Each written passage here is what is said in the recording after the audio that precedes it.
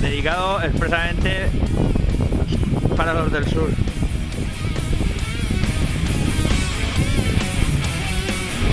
¿A dónde? Al fondo. No se ve. Oh, se están rodeando, chaval.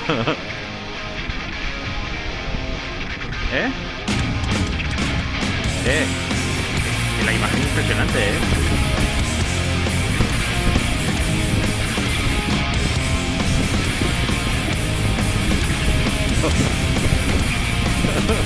¿Es la isla? ¿Es el katana? ¿Seguro que no es la Yisa?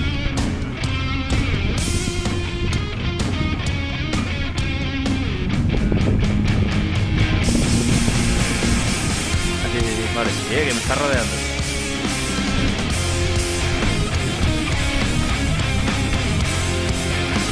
Véolo.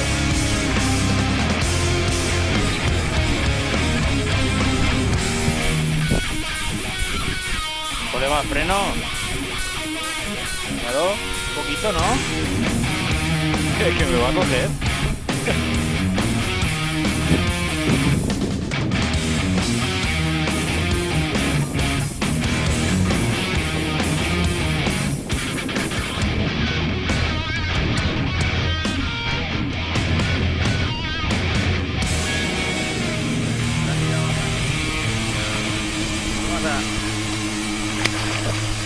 Es muy difícil cogerlo, se te resbala seguro, tío.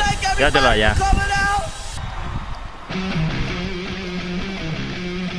¿Lo vas a sacar fuera? Ya.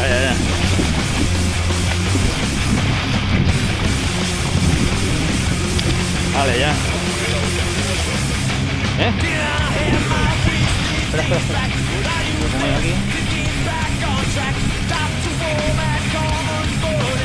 Ahí va ese campeón.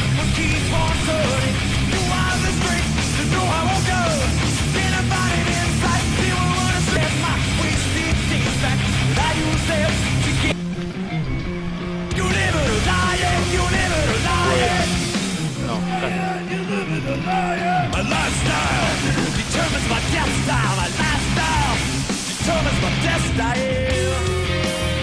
ese venía directo a por el proyecto TC3PO.